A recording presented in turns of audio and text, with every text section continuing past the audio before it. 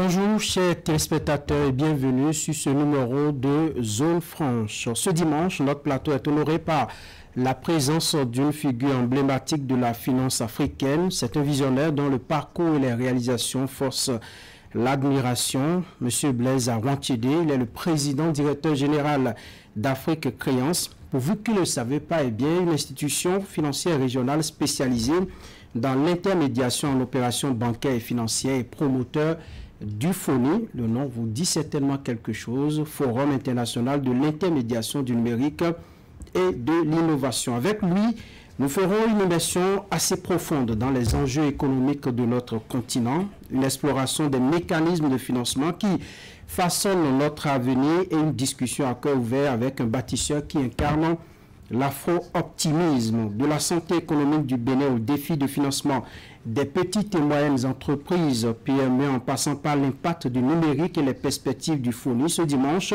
mon collègue Éric Guédeno et moi, nous vous invitons à découvrir les facettes d'une Afrique qui se lève économiquement. En tout cas, l'invité, lui, y croit fermement. C'est une heure d'analyse, de décryptage.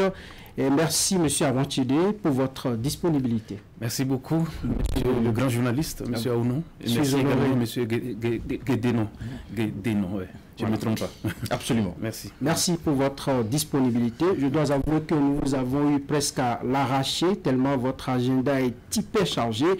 Merci en tout cas de venir partager avec nous vos idées avec la génération montante. Éric Guédeno, bonjour. Bonjour Franck Aounou, Monsieur Blaise Arwantiede, bonjour. Bonjour Monsieur Guédeno. Merci d'être avec nous ce dimanche matin. Oui, merci beaucoup. Vous êtes présenté comme bâtisseur de la finance africaine. Nous allons prendre votre avis de technocrate sur un certain nombre d'affirmations.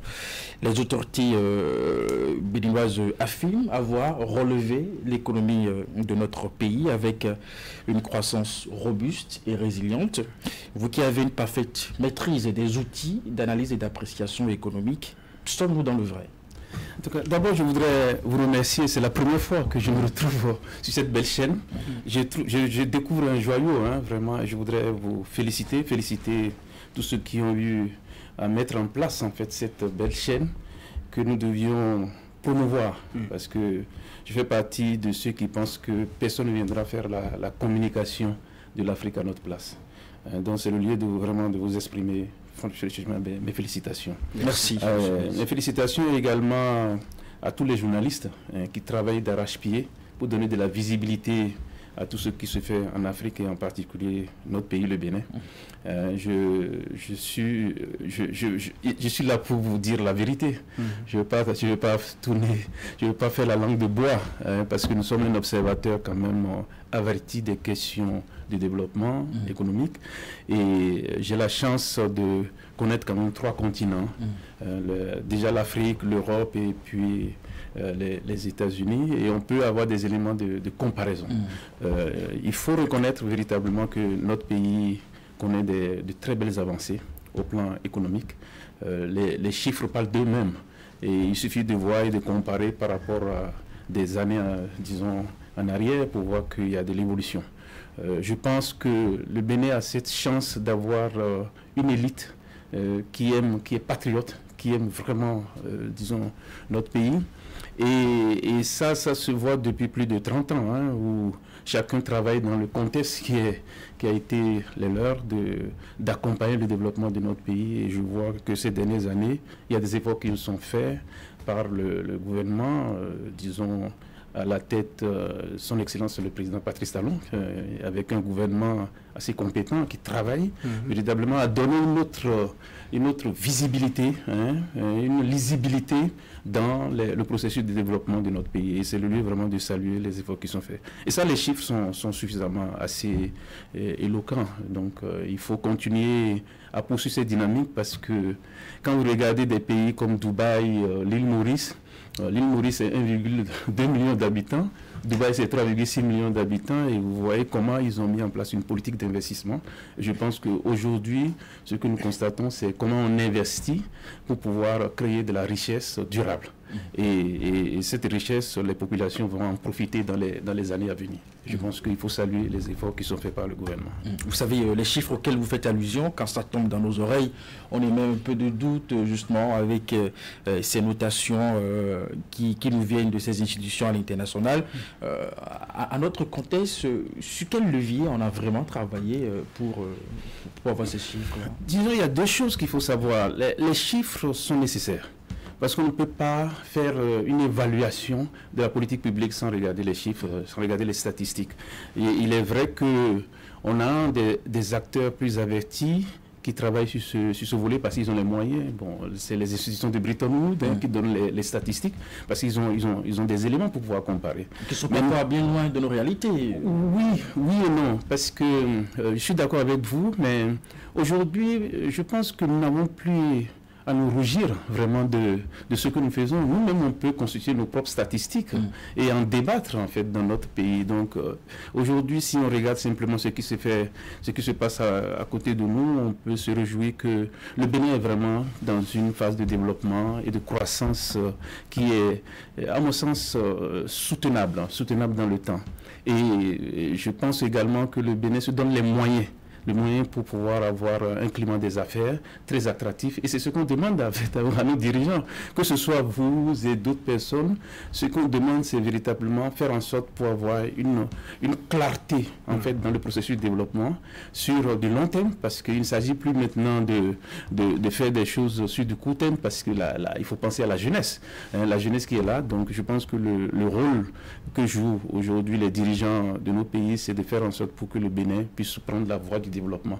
Et ça, quand vous le comparez par rapport à beaucoup de pays, il y a des avancées absolument formidables et fantastiques qu'il faut saluer. Maintenant, il n'y a jamais quelque chose de totalement parfait. Donc, je pense qu'il y a des leviers sur lesquels nous devions travailler. Et je pense fondamentalement sur le volet accompagnement des jeunes, travailler sur la question de l'entrepreneuriat, parce qu'il faut créer de la richesse durable.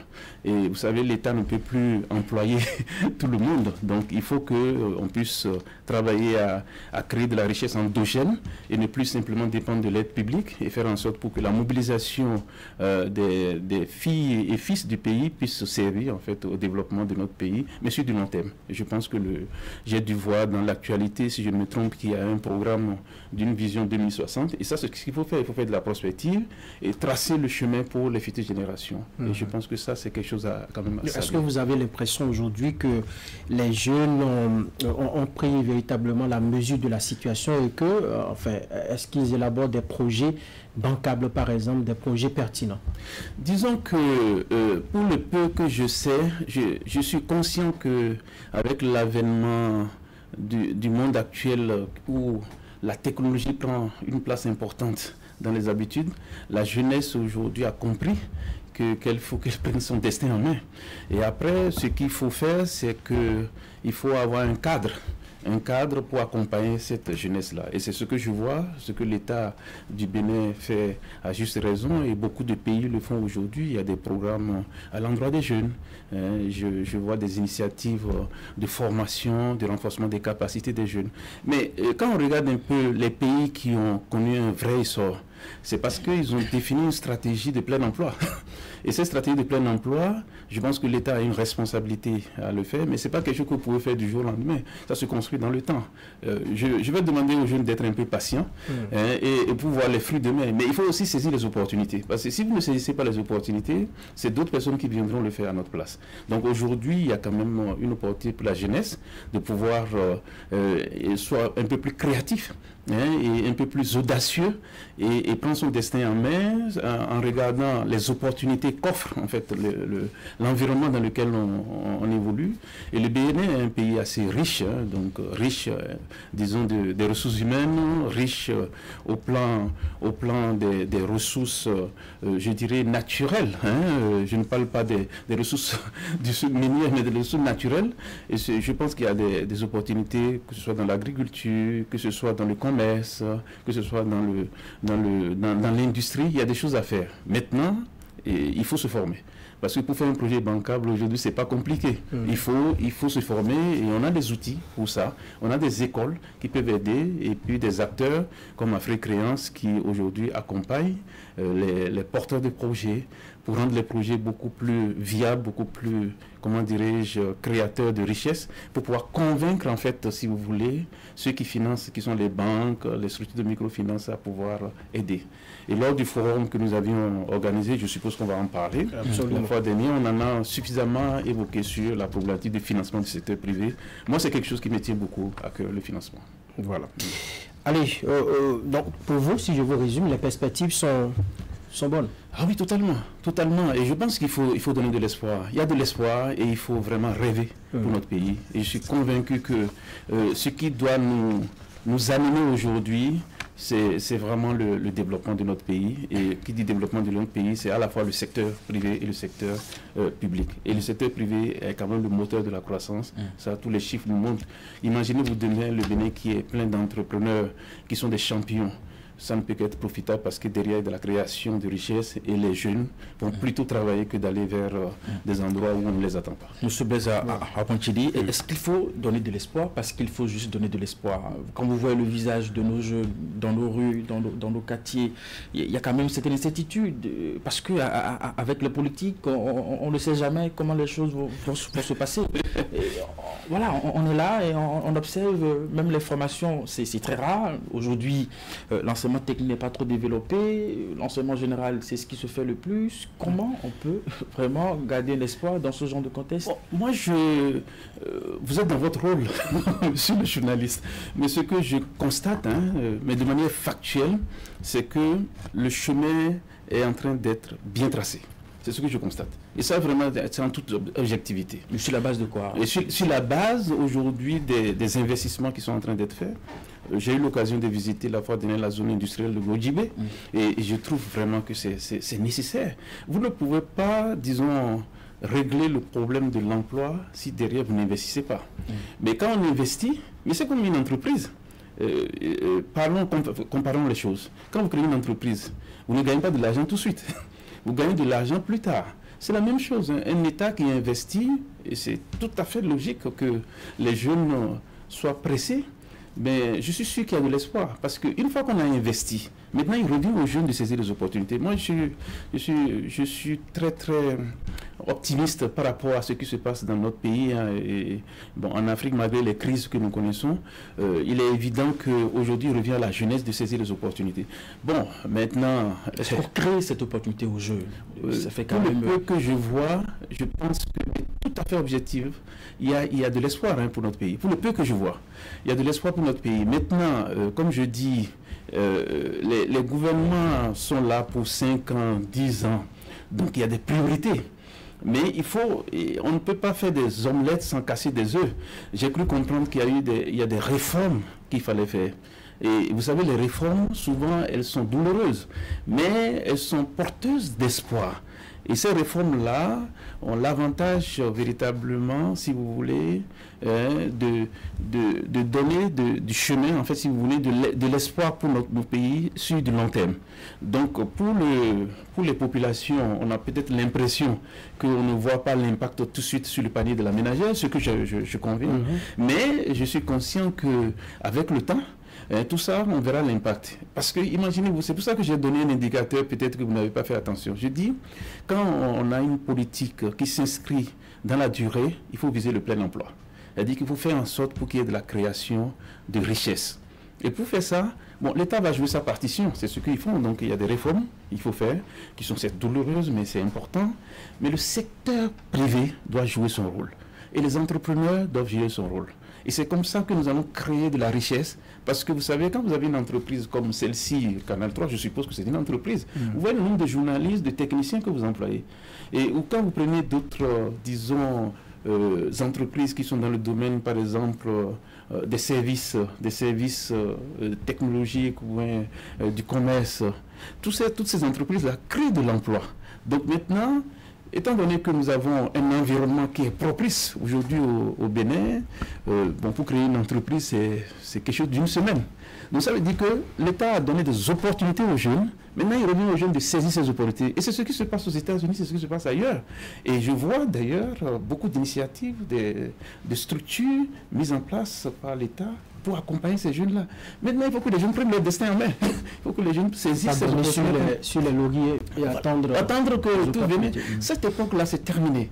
Il faut qu'aujourd'hui, chacun puisse se dire qu'est-ce que je vais devenir dans 5 ans, dans 10 ans, dans 20 ans. Et à partir de ce moment-là, est-ce que je vais être un fonctionnaire? Moi, tout le monde ne veut pas être fonctionnaire. Maintenant, il faut encourager les jeunes à créer des entreprises et à créer de la richesse pour accompagner cette dynamique. Et vous savez, le Bénin est sur un très bon chemin. Nous pouvons demain faire du Bénin l'équivalent de Singapour, même de Dubaï, si on a envie. Et c'est pour ça que j'ai compris que le gouvernement travaille également sur une vision 2060.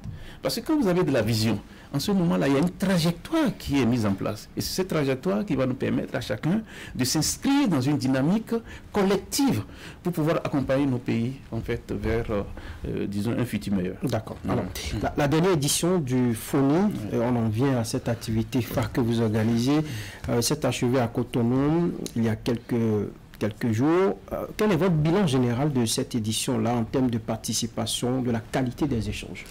Écoutez, nous sommes à la 4e édition du forum. C'est le lieu, encore une fois, de dire merci à tous ceux qui ont, disons, ont fait confiance à cet événement et qui nous ont permis de pouvoir l'organiser d'ici à Cotonou, dans cette belle ville qu'on aime bien. On a eu près de, comment dirais-je, 1000 participants et visiteurs. Parce que nous, les statistiques, on a près de 600 personnes qui se sont inscrites sur notre base de données. Et puis, quand on a compté, il y a près de 400 visiteurs, donc autour de 1000 personnes qui ont visité. Je voudrais vous remercier vraiment tous ceux qui y ont contribué, notamment le gouvernement, qui est le ministère de l'économie et des finances, parce que le forum a été placé sous le parrainage du ministère de l'économie et des finances. Je remercie le président de la République, son excellent Patrick Talon, et également le ministre d'État en charge de l'économie et des finances, M. Romuald Wadani, et toutes les équipes qui ont travaillé, et également le partenaire Fagas, qui nous a beaucoup, le DG de Fagas est aussi un panafricain, comme moi, et qui croit vraiment à l'Afrique, qui prend son destin en main. Et nous avions eu énormément d'échanges sur un triptyque que j'aime bien, c'est tout ce qui concerne le financement, mais également le numérique, c'est-à-dire la digitalisation et les innovations. Et quand je parle d'innovation, ce n'est pas simplement technologique, c'est les innovations financières. Et les sujets ont permis en fait des échanges riches. Et ce que moi j'aime dans ce forum, le FONI, et qui nous différencie complètement des autres forums que vous connaissez, c'est que c'est un forum où on parle d'échanges concrets. On amène des sachants, ceux qui sont dans la pratique au quotidien, des questions de finances, des questions de financement, des questions de digitalisation viennent partager leur expérience. Et on essaye de favoriser la rencontre entre ceux qui sont dans le besoin de financement et ceux qui peuvent financer. Et vous avez vu que lors du forum, il y a eu la Banque africaine de développement, il y a eu l'Agence française de développement. Donc il y a eu par exemple l'Association professionnelle des banques et établissements financiers du Bénin, la Fédération de l'Association professionnelle des banques et établissements financiers de l'UEMOA. Donc il y a tous ces acteurs qui interviennent au quotidien dans le processus de financement qui sont venus discuter. Nous on a essayé d'encadrer en disant ok, le thème c'est le financement du secteur privé. Maintenant qu'est-ce que vous en pensez?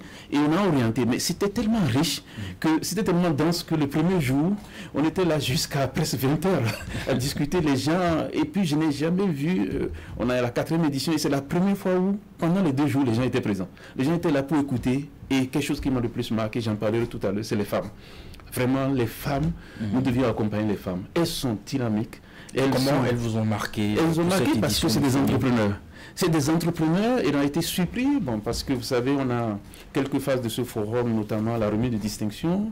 Et nous, on a demandé à la Chambre de commerce, que je remercie au passage, son président et son vice-président et son secrétaire exécutif, et on a demandé de nous proposer, en fait, les 3 premières femmes, puisque la Chambre de commerce, c'est là où vous avez le RCCM. Donc, toutes les entreprises qui sont créées au Bénin passent par la Chambre de commerce. Donc, on a demandé à la Chambre de commerce, classez, dites-nous, quelles sont les meilleures entrepreneurs femmes que vous avez suivis et dites-nous les critères sur lesquels vous vous êtes basé pour choisir. Et quand ils nous ont donné, nous on a analysé, on a vu que la Chambre de commerce a fait un travail remarquable. Mais cette dame-là qu'on a distinguée, elle a compris que cette distinction n'est pas destinée seulement à elle, mais c'est destiné à toutes les femmes entrepreneurs. Et moi, c'est vraiment quelque chose qui m'a marqué. C'est un bon indicateur, à votre avis, les femmes qui sont en train de vouloir renverser un peu la tendance. Absolument, M. Aounou. Vous comprenez que la femme, c'est le pilier de la famille. Et la femme aussi, c'est le pilier de nos sociétés. Quand la femme croit à quelque chose, vous savez, c'est toujours un succès. Donc aujourd'hui, moi, je pense que... et ça, c'est vraiment... J'ai fait un plaidoyer. Et je me suis engagé pour vraiment soutenir cette frange de la population. Pour moi, les femmes et les jeunes doivent être véritablement des cibles que nous devions regarder. Et je me suis engagé à les soutenir dans leur projet parce que je trouve quand même qu'elles font de bonnes choses. Elles sont courageuses, en plus de la famille. Et j'ai une entreprise et nous qui sommes véritablement dans le domaine, disons, du financement du secteur privé, et elles sont à encourager. Et ça, c'est vraiment quelque chose qu'il faut qu'on... Alors, en dehors de cet encouragement, de cet accompagnement que vous réservez aux femmes, quels sont les autres moments phares ou les annonces majeures qui ont impacté cette 4e édition du forum? Oui, donc nous avions également, si vous permettez, on a essayé de poser les bases aujourd'hui d'une réflexion profonde sur le financement du secteur privé. Parce que, vous savez, on a beaucoup de forats qui en parlent, mais moi j'aime bien les choses concrètes. Je veux qu'on sorte vraiment des théories et qu'on aille sur le terrain. Aujourd'hui, ce que nous avions quand même réussi à faire lors du forum fourni à Cotonou, c'est, comme je vous ai dit, c'est d'amener ceux qui financent et ceux qui ont des besoins de financement. Et clairement, il a été diagnostiqué qu'il y a un vrai problème de financement. Bon, et les gens l'ont prouvé. Et surtout les dames, voilà, nous, par exemple, on a des dossiers qui sont comme ça, mais on a, et la représentante de l'association professionnelle des banques s'est engagée en disant, bon, on va regarder. Et le diagnostic que je fais personnellement en tant que président vraiment d'Afrique Créance qui intervient dans le domaine de l'accompagnement dans le processus de financement, c'est de dire qu'il faut que... Et ça, c'est pour répondre à votre question, M. Aounou, c'est qu'il y a quelque chose qui manque. Il y a un cadre. Il y a un cadre qui manque où les acteurs qui financent et les acteurs qui sont dans la demande se rencontrent pour discuter, mais sans sujet tabou, pour adresser la problématique, les déficits que nous avons aujourd'hui dans le financement. Peut-être que les gens ne comprennent pas bien comment on peut arriver à lever des fonds. Peut-être aussi que les personnes, les acteurs qui financent, pensent qu'elles financent. Mais ce que je note, c'est qu'il y a beaucoup d'argent, mais elle n'est pas utilisée. C'est à cause des procédures exigent, par exemple, quand vous écoutez les acteurs qui financent, ils disent il faut que les projets soient bancables, c'est la responsabilité des entrepreneurs. Mais moi je dis non, on ne peut pas continuer à se jeter la balle. Donc d'où est née au Bénin l'alliance avec les partenaires techniques et financiers. Et donc ça c'est l'annonce phare, c'est-à-dire que je souhaite. Et ça, c'est une doléance, j'aurai l'occasion d'en parler avec les autorités. Il faut absolument que le Bénin porte cette alliance-là. Cette alliance, c'est comment on favorise un écosystème, mais à dimension régionale. Ça ne peut plus rester sur le plan national. Parce que nous sommes dans un environnement d'intégration. Donc, il faut qu'on favorise une alliance régionale qui peut être portée par le Bénin et où, chaque année, via le FONI, on puisse discuter des problématiques de financement avec des indicateurs. C'est-à-dire que c'est très simple. Si au Bénin, on a 100 000 entreprises à financer en 2026, qui veut financer ces entreprises? C'est quel secteur? Quels sont ceux qui portent les projets? Comment on a financé et qu'on mesure et qu'on regarde les difficultés. Mais on ne peut pas le faire simplement en restant dans nos bureaux. Il faut amener ceux qui absorbent le financement. La Banque africaine de développement nous a dit qu'il y a du financement. Et puis les entreprises disent non, on n'a pas de financement. Donc on est dans un dialogue de sourds. Oui, voilà. Il faut que nous, on puisse régler ce problème-là. Et ça, je pense aujourd'hui, on est capable de le régler. Et ça, c'est l'annonce phare, c'est la mise en place de cette assurance. Je suis sûr vraiment que ce problème, ça dure depuis des années. Quand on incite aujourd'hui les jeunes à aller vers l'entrepreneuriat, et qu'on sait qu'aujourd'hui, le financement reste véritablement un problème, c'est que ça impacte la survie de ces entreprises sur le terrain. Oui, bien sûr. Bien sûr, vous avez tout à fait raison, monsieur Guédénon. C'est qu'aujourd'hui, il faut que les jeunes, on continue à les inciter. Et parce que si finalement le jeune crée son entreprise oui. avec son projet, on trouve que le projet n'est pas bancable, on l'oblige à fermer finalement. Mais c'est le rôle que nous jouons. Aujourd'hui, nous pouvons, si vous avez une idée, monsieur... Pourquoi est-ce qu'on ne règle pas d'abord le problème de financement le problème avant d'inciter les jeunes à aller vers... C'est l'œuf et la poule. Hein. C'est la poule et l'œuf. Vous êtes dans un environnement, ceux qui sont dans le besoin de financement disent on est sous-financé. Mais les acteurs qui financent disent nous on finance. Il y a de l'argent. Donc il y a de l'argent. Donc comment on règle ça? On ne peut pas rester dans des discours. On met en place un cadre. C'est ce qu'on fait dans les entreprises. Quand vous créez votre entreprise, vous mettez en place des comités. Donc il faut qu'on mette en place un cadre régional. Moi je l'avais indiqué il y a 4 ans, je l'ai appelé le GURFI, c'est le budget unique régional et un fonds d'impulsion des PME.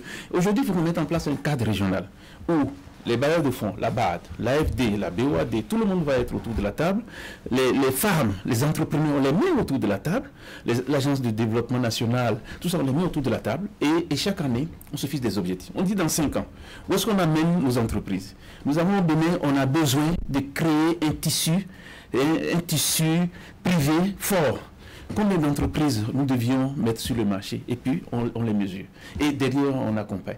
C'est la seule façon. Parce qu'au moins, on a un cadre. Parce que quand vous n'avez pas un cadre, ça veut dire qu'à chaque fois, chacun se rejette la balle. Alors, pour rester concret, ouais. À ce forum-là, quelle est la décision que vous avez eu à prendre qui a impacté immédiatement disons qu'une entreprise qui vient avec son idée, que vous avez trouvée pertinente et que vous avez sur le champ financier où vous avez orienté pour être financé? Oui, c'est une bonne question. Moi, j'ai eu beaucoup de messages. J'ai des entreprises, par exemple, qui sont en train de discuter avec des banques où le schéma de financement qu'on leur propose n'était pas approprié. Vous savez, autant les banquiers, ce sont mes amis. Hein. Vous savez, moi je suis un homme public, j'ai dirigé une institution, j'avais 135 banques autour de la table. Donc tous les banquiers, on se connaît, la Banque centrale, tout le monde me connaît. Et tout le monde sait que je ne suis pas quelqu'un qui tourne. Je dis ce que je pense. J'ai ma liberté d'expression sur ces questions. Je voudrais compter sur ça. Oui.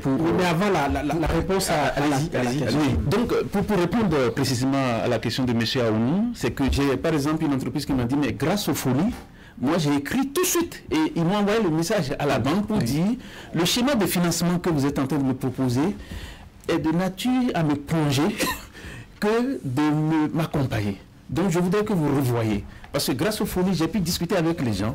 Moi, j'ai fait ceci, je mettais sur les paramètres, parce qu'on est quand même sur un plateau public. J'ai fait ça. Et puis voilà ce que vous êtes en train de me proposer. Ça ne m'enrage pas. Donc, grâce aux folies, par exemple, quelqu'un est en train de renégocier son accord de crédit.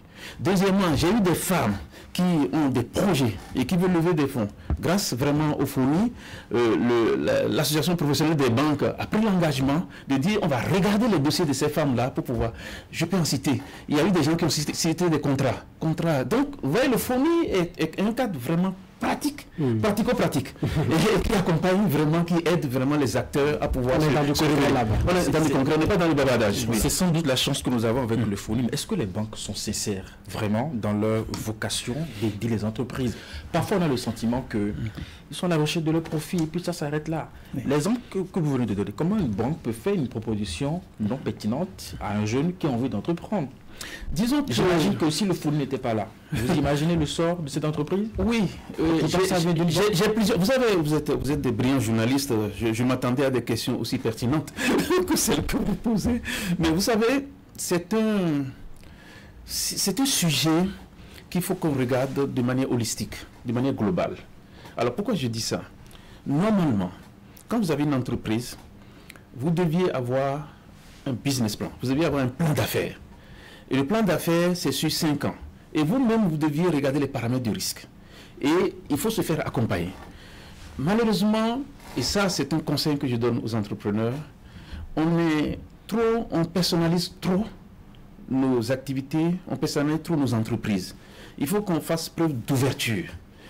Si moi je crée une entreprise et que c'est dans le domaine des technologies et que je ne suis pas un ingénieur, il faut que je m'entoure de ceux qui sont bons dans ce domaine-là. Je ne vous apprends rien. Ici au Bénin, il y a une chose qu'il faut saluer. avec le président de la République, c'est qu'il s'entoure des gens qui sont compétents pour pouvoir accompagner, disons, son programme de développement. Donc, dans une entreprise, c'est pareil. Il faut que vous vous entourez.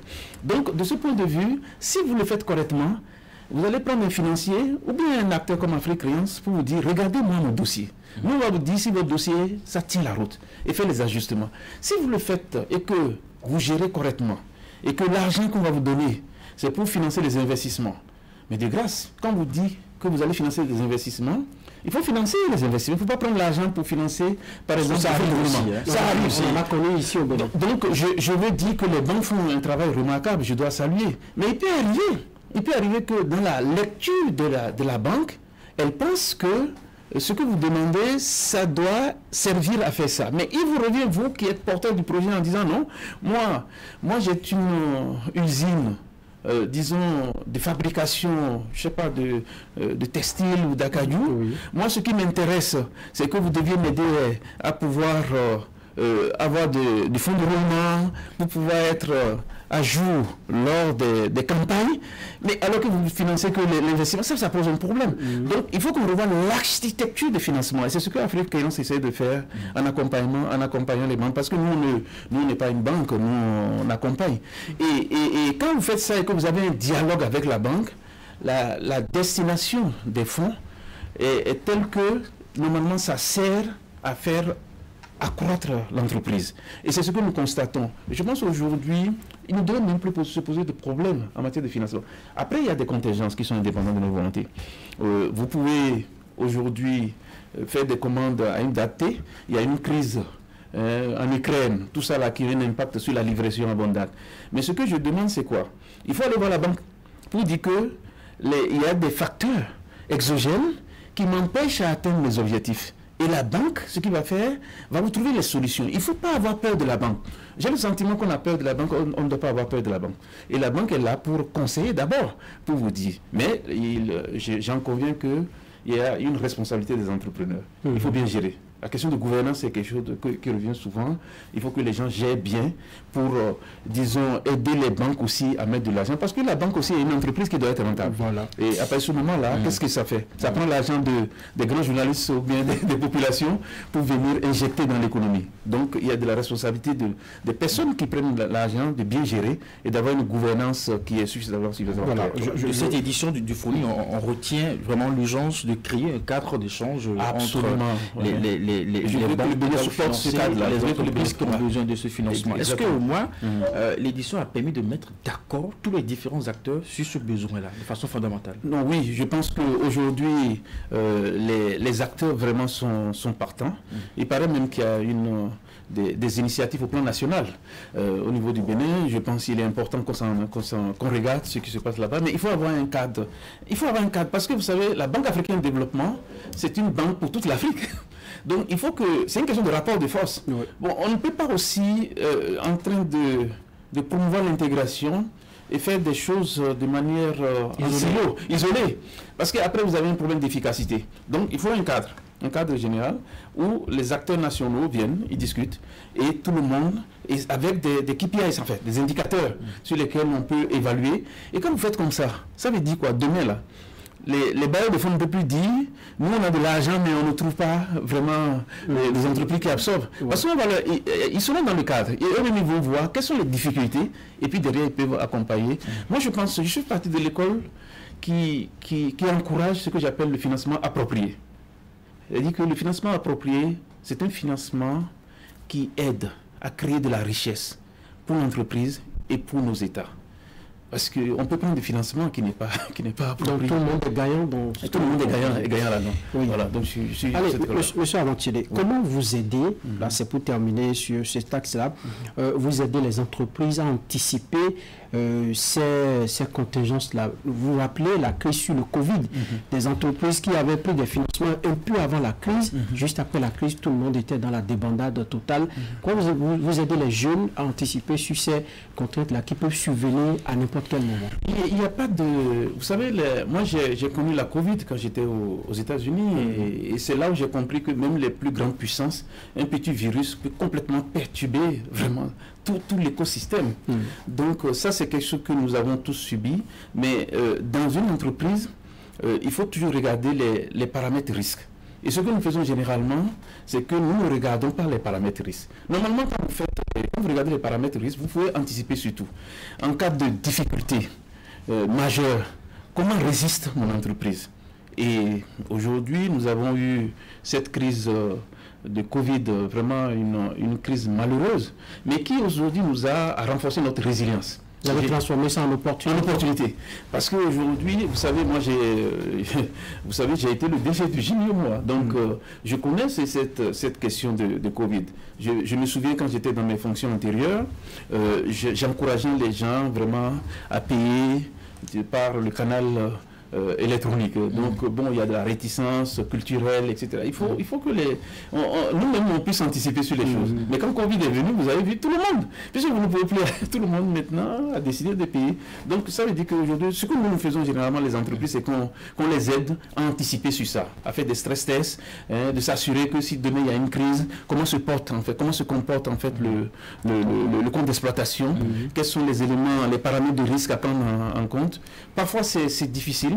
Mais il faut le faire et c'est le rôle que l'Afrique-Créance joue vis-à-vis des entreprises. Donc, dernière question pour finir avec le FONI. Quelle est votre vision pour les prochaines éditions en termes d'évolution, de nouveautés, justement, pour peut-être l'année prochaine déjà? Oui, on souhaite vraiment que ce soit l'année prochaine ou l'année d'après, mais bon, on est en train de travailler parce qu'aujourd'hui on a atteint un niveau. Vous savez, le FONI aussi, c'est un événement.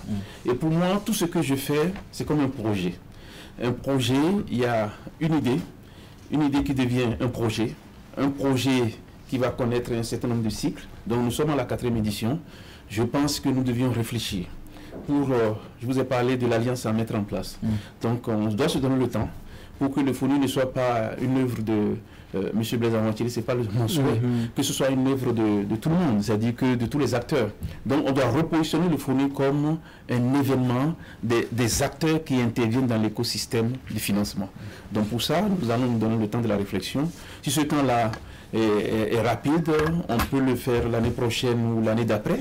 Et je voudrais vraiment que le Bénin, qui est dans une trajectoire assez positive en matière de développement, à la fois industriel et économique, puisse saisir aussi cette opportunité pour porter ce cadre-là. D'ailleurs, j'ai vu que le Bénin a accepté d'abriter le siège de la Fédération des associations professionnelles des banques, une centaine de l'UEMOA.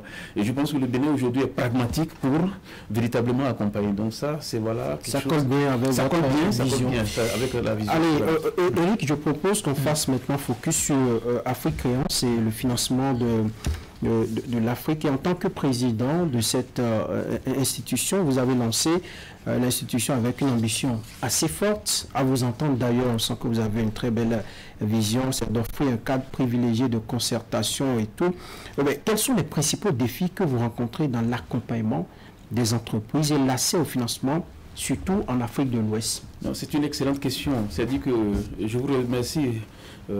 Et c'est d'ailleurs pour ça que c'est presque un sacerdoce d'avoir choisi de mettre sur pied cette institution avec les partenaires, parce que j'avais constaté qu'il y avait quelque chose qui manquait.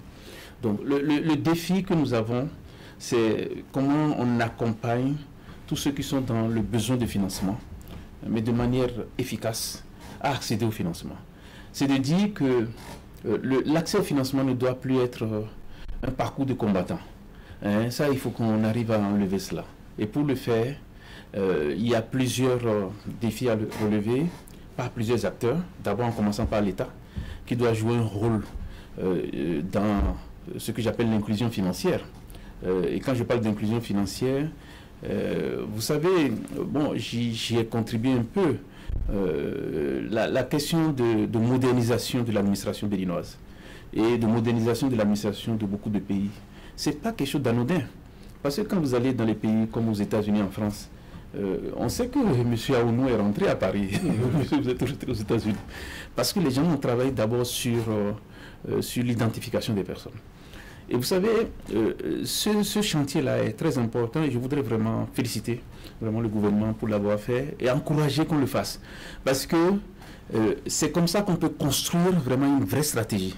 Donc si demain, on a tout le monde et toute la population qui est identifiée, et on peut faire de la projection sur de long terme pour savoir, pour bien profiler et savoir qu'est-ce que M. Aounou va devenir demain. Peut-être qu'il va devenir un champion dans les médias, va créer une belle entreprise. Donc on peut suivre. Et derrière, nous, on peut vous accompagner. Donc parce que derrière, ça peut aussi créer du volume. Parce que vous savez, je suis de l'école qui pense qu'il faut travailler à mobiliser les ressources endogènes pour financer l'économie. Et pour moi, l'aide publique doit venir compléter en fait la richesse intérieure. Il faut compter d'abord sur le poids force.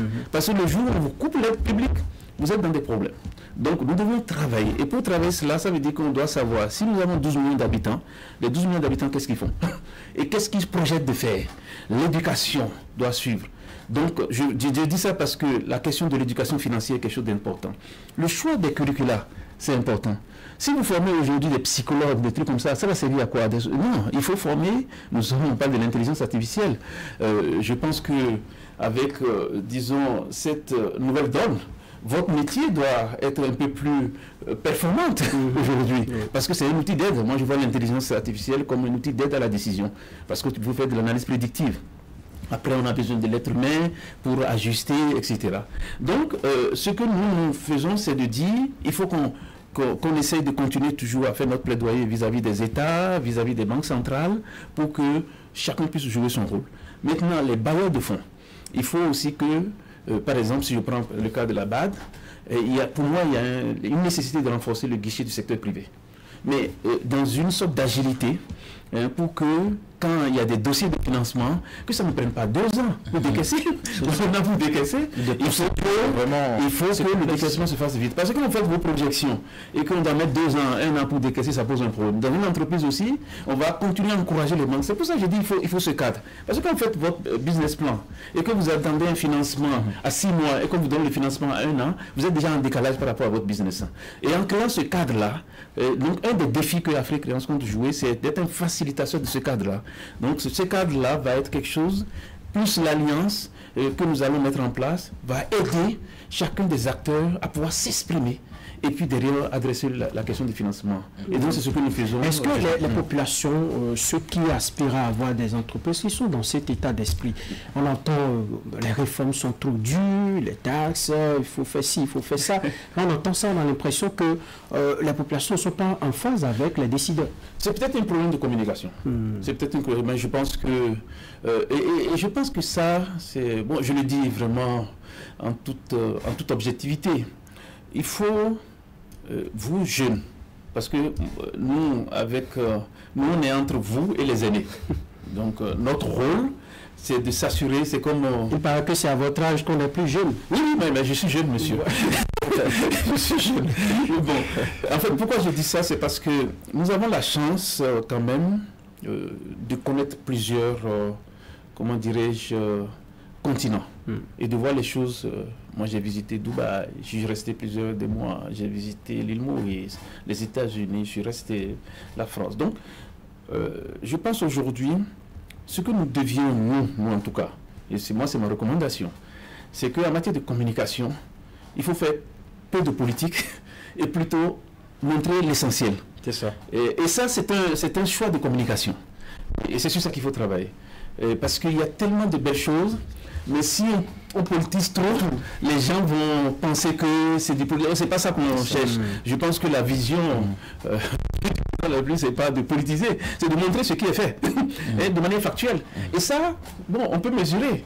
Donc de ce point de vue, moi j'encourage plutôt à communiquer, mais communiquer positivement, faire peu de politique et montrer que bon, ça là, vous avez des opportunités là-dessus.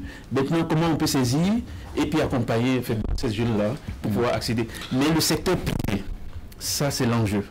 Et ça, il faut travailler à accompagner le secteur privé. Il faut travailler à accompagner les femmes. Et il faut travailler à accompagner les jeunes. Je ne peux pas concevoir que nous sommes dans un environnement aujourd'hui, nous avons le Nigeria, près de 300 millions d'habitants. Et que si on n'est pas capable, il faut qu'on soit capable de travailler avec ce continent. C'est un gros marché pour nous. Et quand vous avez un gros marché comme ça, nous devons être capables, par exemple, et ça je le dis en toute transparence, d'enseigner dans nos curricula à la fois l'anglais et le français. C'est pas gênant. À l'île Maurice, vous voyez les affiches en français et en anglais.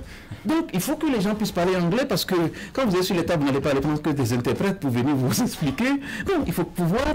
Donc, il faut changer l'architecture de l'éducation pour l'adapter au contexte qui est le nôtre, où on a de l'intelligence artificielle, on a un marché qui est là, il faut travailler là-dessus. J'espère que dans la vision 2060, toutes ces questions-là vont être prises en compte. Mais sur ce cas précis, comment vous expliquez notre incapacité à profiter justement de cette opportunité, enfin le Nigeria? Oui, non, je ne suis pas certain que nous sommes incapables. Peut-être qu'il y a des priorités. Il y a des priorités, il y a des contingences parfois qui dépassent en fait les dirigeants. Mais aujourd'hui, nous avons de très bonnes relations. D'ailleurs, je pense d'ailleurs que nous devions travailler avec tous nos voisins. Il n'y a pas, vous ne pouvez pas, dans le contexte qui est le nôtre, on doit travailler avec tous nos voisins pour régler les questions déjà de développement, mais les questions de développement comme sous-bassement, les questions de sécurité, puisqu'il faut qu'on... Et donc, il est important que nous puissions travailler ensemble. Et je suis convaincu que le gouvernement est dans cette dynamique de pouvoir travailler avec eux. Afrique Créance se positionne sur l'intermédiation et le recouvrement. Alors comment ces deux piliers permettent-ils de rendre le marché financier plus accessible et de soutenir la croissance économique? C'est une excellente question, monsieur Guédinon, parce que vous savez, vous pouvez même être le président d'Afrique Créance. Pourquoi? Parce que ce que vous venez de dire résume exactement la vision qui est la nôtre.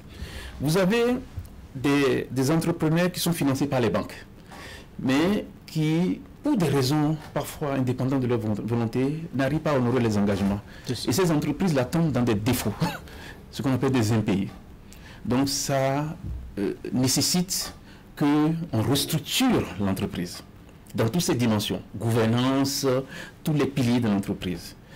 Donc, pour le faire, mais c'est l'axe recouvrement, c'est-à-dire que restructuration et recouvrement. C'est ça en fait, si vous voulez.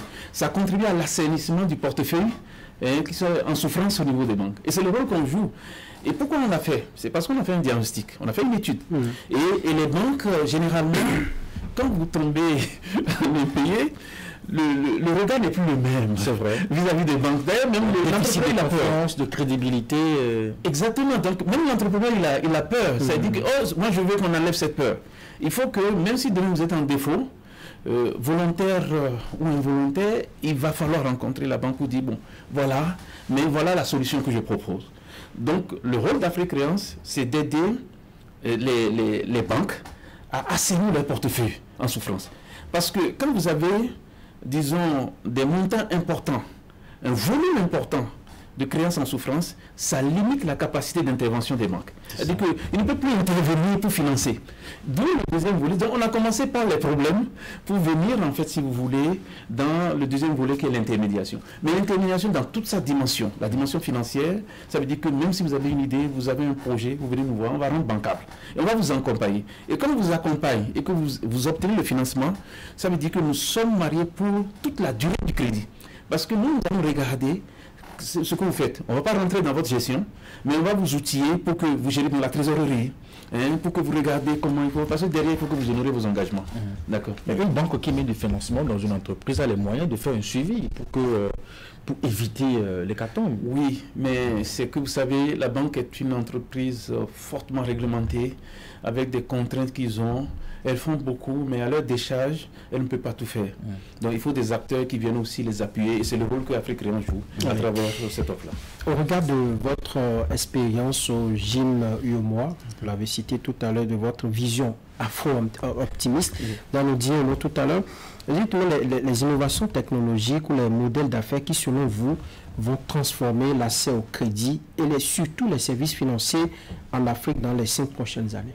Bon, ça peut prendre au moins 5 émissions. Hein. Mais bon, ceci dit, de façon... C'est tellement intéressant, mais ça peut prendre 5 émissions. Non. Très sérieusement, c'est que aujourd'hui, quand vous regardez la jeunesse, il faut observer vos enfants. Quand vous regardez la jeunesse aujourd'hui, elle est friande des technologies. La tête dans le téléphone. Dans le téléphone. Moi, j'ai du mal. C'est eux qui te montrent tout de suite, 10 ans, ils te montrent. Bien sûr. Mais ça, c'est une opportunité. Ça veut dire quoi? Ça veut dire que nous devions faire en sorte pour qu'on puisse mettre en place des stratégies pour pouvoir donner de la chance à cette jeunesse-là. Donc nous, ce qu'on essaie de faire, c'est de regarder les segments en fait de projets, les segments de projets, les secteurs sur lesquels on peut travailler, où là au moins on est sûr que nous pouvons créer de la richesse durable en fait pour l'entreprise et pour le pays. Ça peut être la technologie, ça peut être les services, ça peut être le commerce électronique, ça peut être beaucoup l'agriculture. Aujourd'hui, on peut créer une bourse agricole. Donc, vous voyez, on essaie de regarder toutes ces innovations-là pour pouvoir les accompagner. C'est le rôle qu'on essaie de jouer. Quand vous voyez l'environnement économique béninois, et quels sont les secteurs encore très peu exploités où les jeunes peuvent aller se loger aujourd'hui pour l'agriculture? C'est vraiment l'agriculture. Mais ça, il y a une vraie opportunité, vraiment. Il ne faut pas chercher loin. C'est-à-dire trouver une bonne quantité de terre, commencer par industrialiser l'agriculture. Parce que, pourquoi tout le monde en parle de l'Ukraine, tout ça, par cause du blé, des trucs comme ça? Regardez les terres que nous avons quand vous quittez. Le Bénin même a cette chance d'être, bon, un pays. Oui, mais il pleut. L'agriculture. Pour moi, il faut encourager les gens à faire de l'agriculture. La terre ne ment pas. Et vous pouvez faire beaucoup de choses. Mais j'en conviens qu'il faut accompagner. Et il faut trouver, et justement ce cadre-là, quand nous allons mettre en place ce cadre, on va regarder les priorités et puis accompagner. La question de l'inclusion financière, en tout cas, c'est une problématique qui revient assez souvent, et vous l'abordez aussi. Comment Afrique Créance contribue-t-elle concrètement à réduire l'exclusion financière? Oui, disons que l'inclusion financière est un grand mot. Qu'il faut comprendre, qu'il faut positionner dans son contexte. C'est les gens qui sont exclus en fait du système financier, il faut les amener dans le système financier. Donc ça passe par l'éducation financière. Je pense qu'ici au Bénin, il y a un jeune que j'apprécie beaucoup, qui est de CIF Group, qui travaille beaucoup à accompagner, disons, à éduquer. Et je pense que tout le monde doit travailler là-dessus. Les initiatives de l'État, en matière d'inclusion financière, le FNM, ils ont un grand rôle à jouer en fait sur l'inclusion financière. Donc Afrique Créance aussi essaye d'aider un peu ces entreprises-là, vraiment à obtenir du financement, à créer de la richesse. Et à chaque fois que vous faites ça, vous les inclusez financièrement parce que derrière, vous allez ouvrir un compte, vous allez pouvoir bénéficier des services financiers qui sont proposés sur le marché. Ce n'est que ça. Donc pour le faire, c'est tout le monde. État, banque, microfinance, acteurs comme Afrique Créance, tout acteur qui veut vraiment sensibiliser, éduquer, on leur rôle à jouer pour pouvoir garantir l'inclusion financière et sociale. Parce que pour moi, les deux sont intimement liés. Mais cette ambition que vous avez avec Afrique Créance d'interagir dans plusieurs pays, 10 à 15 pays, les pays ne se ressemblent pas, ça n'est pas la même réalité. Non, comment vous comptez vous adapter à chaque réalité? Je suis d'accord, mais il y a quand même une chose qui nous lie, c'est l'Afrique. Les pays n'ont pas les mêmes réalités, mais on a quand même un dénominateur commun, c'est l'Afrique, et nous devons nous intégrer. Et on a quand même des instruments aujourd'hui comme la CEDEAO, comme la zone de libre-échange continentale. Et on peut, au moins, on a quand même des traits d'union. La jeunesse, c'est quelque chose qui nous lie. Dans tous ces pays-là, vous avez un taux de jeunesse qui est plus de 60%. Mais donc, les politiques en matière disons, de soutien, en fait, disons, à la jeunesse, sont presque pareilles. Vous lisez dans les documents de la Banque mondiale, de la BAD, les politiques. Donc, on a quand même un dénominateur commun, c'est la jeunesse, la technologie, l'intégration, tout ça nous permet justement de pouvoir travailler. Et c'est ce que Afrique Créance ici. Cette réalité n'est-elle pas un peu fragilisée avec la création aujourd'hui de la Confédération de l'AES, où certains pays sont en train de se retirer de ces grands ensembles-là que constitue la CEDEAO, qu'on considérait un peu comme assez forte il y a quelques années en arrière. Non, je m'attendais à cette question, mais bon, moi je pense qu'il faut relativiser, même dans un couple, il peut y avoir des moments de chamaillement. Donc c'est pas, je pense qu'il faut préserver ce qui nous lie. Bon, peut-être que l'AES répond à un besoin de prendre en charge des questions dans un contexte donné. Mais moi, je pense qu'il faut travailler ensemble entre l'AES, la CEDEAO. Demain, nos chemins encore vont se croiser. Je vais vous donner un exemple. La Tabaski, que nous célébrons, il n'y a que le Burkina Faso, le Niger, par exemple, n'ont pas permis l'importation de leurs moutons. Et sur le marché béninois, le mouton est excessivement cher. Mais il faut faire de l'élevage. La décision est venue un peu brutalement. La population n'y était pas. Non, la question de l'AES, ça date de longtemps. Ça veut dire qu'on n'a pas anticipé. Parce que si on anticipe, mais il fallait encourager les jeunes à développer l'élevage.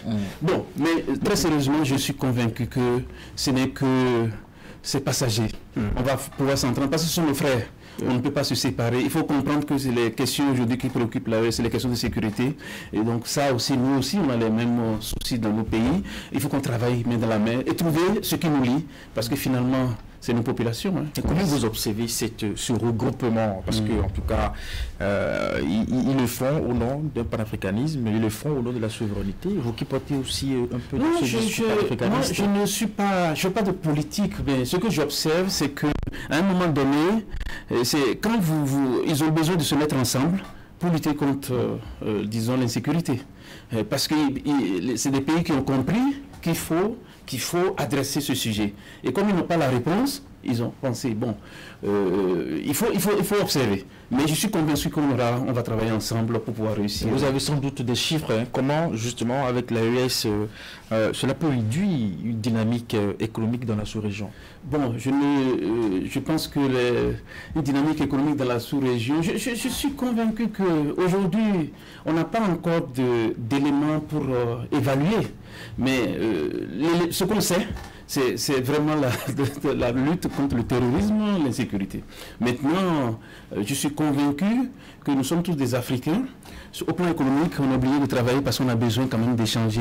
On ne peut pas avoir une zone de libre-échange continentale, même si on a des groupements, mais il va falloir que la CEDEAO et l'AES puissent travailler. Et je pense qu'il faut travailler ensemble et travailler pour se retrouver. C'est tout ce que je pense. Oui, dans toutes ces réalités, vous affirmez que l'Afrique est sous-financée, pas surendettée. D'où tenez-vous cette théorie? Mais je dis que l'Afrique est sous-financée parce que, bon, fondamentalement, quand vous comparez le taux d'endettement par rapport aux autres pays, on n'est pas, je veux dire que on n'est pas surendetté. Il y a des pays qui ont plus de 100% du PIB, je ne vais pas citer le nom, mais les chiffres sont là. Donc aujourd'hui, heureusement qu'on a l'UEMOA qui nous encadre pour dire qu'il faut avoir un certain seuil et nos pays essayent de respecter. Donc vraiment aujourd'hui, le défi, c'est de maintenir ce rythme-là, mais de travailler à créer de la richesse, à mobiliser à l'intérieur et pour accompagner le financement, mais de manière durable.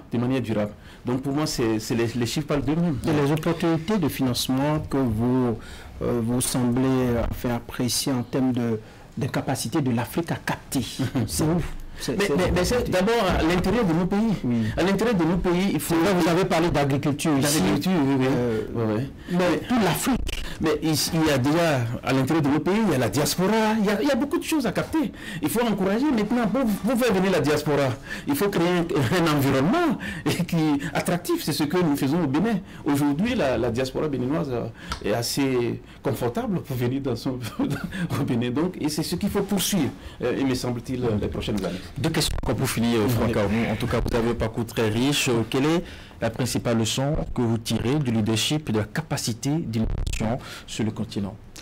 Je pense aujourd'hui, très sincèrement, on a une chance, c'est que nous avons une élite qui est très bien formée. Vraiment sur tous les plans. Je ne vous connaissais pas, c'est la première fois, mais vous savez, vous me bombardez de questions à ne pas en finir, mais ça montre quand même que vous avez une culture qui est importante. De la même façon, quand vous prenez les dirigeants des entreprises, vraiment, je vois quand même que l'Afrique aujourd'hui n'a plus à se rougir. Ça veut dire que nous sommes prêts à prendre notre destin en main. Donc il revient maintenant à travailler ensemble, à croire en nous-mêmes et voir une Afrique positive et puis ajuster ce qui est ajusté. Et c'est comme ça que nous pouvons tirer profit de... Donc, et cela suppose aussi qu'il faut avoir un bon climat des affaires. Et c'est ce que le Bénin essaie de faire. Il faut avoir une scienture. Comme vous avez de la scienture, vous pouvez lever des fonds n'importe où. Vous voyez, aujourd'hui, le Bénin n'a pas de problème pour lever des fonds parce que le Bénin a une bonne scienture. Et c'est ce qu'une entreprise doit faire. Quand une entreprise est bien gérée, vous pouvez lever des fonds n'importe où. Nous sommes dans un monde ouvert et donc cette dynamique-là, il faut continuer à l'encourager. Un nouveau président à la tête de la Banque africaine de développement, vous le connaissez très bien. Alors, quels sont les chantiers qui se posent à lui, à court, à moyen et à long terme? C'est le financement du secteur privé. Il n'y a pas autre chose. Mobiliser, augmenter la capacité de la BAD, lever des fonds, et je pense qu'il a un avantage, il a été le président de la BADIA, donc aujourd'hui diversifier les sources de financement. Il y a nos amis des Émirats, tout ça, qui ont de l'argent à investir, il faut capter des ressources. Et je pense que il a trois atouts. Un, il a de l'humilité. Deux, il a de l'expérience, donc il peut capter, en fait, si vous voulez, des ressources ailleurs pour diversifier, parce que si on nous prive de ressources dans un certain autre continent, je ne vais pas citer le nom, il faut qu'on puisse avoir la capacité d'amener des ressources. Et je pense que le troisième atout, c'est que c'est sa capacité, c'est un panafricain, et je suis sûr qu'il va faire de good job. On garde beaucoup d'espoir. Oui, on garde beaucoup d'espoir, une source intarissable d'expérience, d'analyse, de décryptage. Monsieur Blaise, avec vous, le temps est passé très vite. On espère vous revoir avec beaucoup de plaisir. Et encore toutes mes félicitations. C'est cette belle chaîne qu'on doit encourager. Et bravo, comme quoi l'Afrique, on a une Afrique qui marche à partir du Canal 3. Merci beaucoup pour ces propos qui nous encouragent à mieux faire. Mais un dernier mot pour ces jeunes-là qui vous écoutent, parce que quand on vous regarde, ça inspire votre expérience, votre parcours. Qu'est-ce qu'ils doivent faire pour devenir comme vous, par exemple? Si vous devez leur donner un Il faut être sérieux. Il faut être sérieux. Il faut être sérieux, il faut faire ce qu'on fait. Et il faut pas avoir peur de prendre des risques. Et il faut faire les choses et bien s'entourer. Il n'y a pas de, il faut faire preuve d'humilité. Et ce n'est que ça qui marche. Moi, je pense que partout où je passe, j'essaie de laisser de bonnes traces. Et c'est important. Et ça vous ouvre toutes les portes. Donc les jeunes doivent être sérieux, prendre le destin en main et puis croire vraiment en eux. L'Afrique est riche. L'Afrique est riche. On n'a pas besoin de traverser la Méditerranée. C'est pas intéressant parce que on est béninois, on est africain, on a de quoi être fier d'être africain et de prendre son destin en main sur des domaines qui sont là pour nous. Et je pense que les opportunités sont là. Et les gouvernants travaillent aussi à améliorer le cadre. Il faut savoir profiter de ça. Le défi pour nous demain, c'est le développement. Développement et développement. Voilà. Merci pour ce message à l'endroit de la jeunesse. Il faut laisser de bonnes traces partout où vous passez. En tout cas, il en a laissé ce dimanche sur Canal 3. Nous allons les préserver afin qu'ils reviennent les renforcer dans les prochains mois. Éric Guédénon, nous vous remercions de nous avoir suivis. Toute l'équipe de préparation, en passant par notre directeur éditorial, Monsieur Carlos Anissé, qui nous a beaucoup aidé dans la préparation de cette émission, l'équipe de réalisation. Merci de nous avoir suivis. On se reprend dimanche prochain avec un autre thème et un autre invité certainement. Merci beaucoup. Merci.